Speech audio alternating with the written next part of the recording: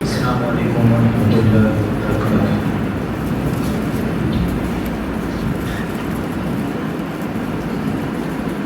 اللہ تبارک و تعالیٰ کا کرم ہے، احسان ہے کہ اللہ نے ہم سب کو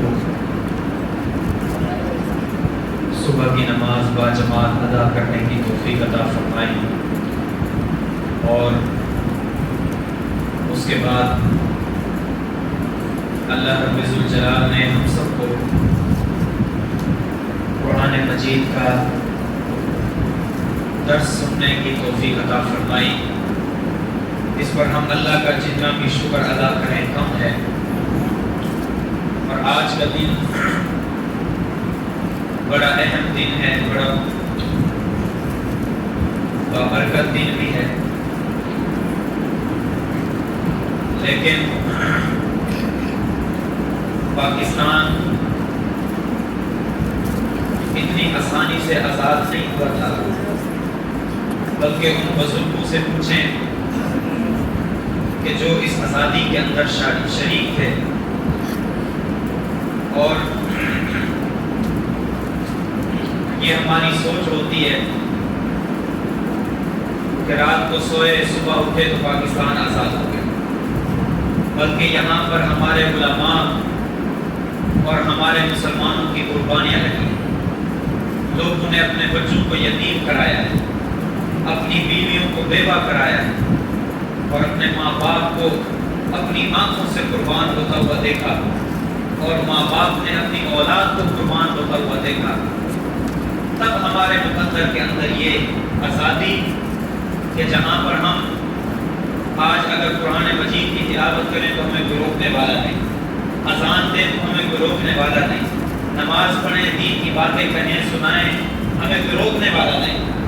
ہمارا یہ مقصد ہے اور حق بنتا ہے کہ ہمیں چاہیے کہ جس کلمے کی بنیاد پر یہ اسلام اور یہ پاکستان بنا تھا، ہمیں چاہیے کہ ہم اس کلمے پہ پورا عمل کریں۔ تو کوشش کرتے ہیں آپ سارے بھائی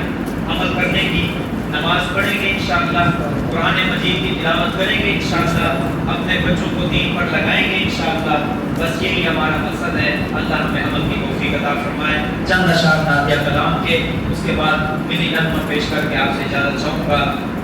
شاعر لکھتے ہیں کہ ساری دنیا ہے دیوانی آپ کی، بلند آواز سے کہیے سبحان اللہ۔ ساری دنیا ہے دیوانی آپ کی، ساری دنیا ہے دیوانی آپ کی، اس قدر سیرت سہانی آپ کی، میرے آقا ساری دنیا ہے دیوانی آپ کی، اور اس کا شکرانہ ادا کیسے کروں، اس کا شکرانہ ادا کیسے کروں، جس نے بخشی نعت خوانی آپ کی، آقا ساری دنیا ہے دیوانی آپ کی، اور کل جو تھے گمراہ ہادی بن گئے، کل جو تھے گمراہ ہادی بن گئے، مل گئی جب نگہبانی آپ کی، آقا مل گئی جب نگہبانی آپ کی۔ اور آخری بات کہ عاشقوں میں ہے فلم آج ایک وعدہ کرو، عاشقوں میں ہے فلم آج ایک وعدہ کرو، شکل ہم نے ہے بنانی آپ کی، آقا مسجد ہم نے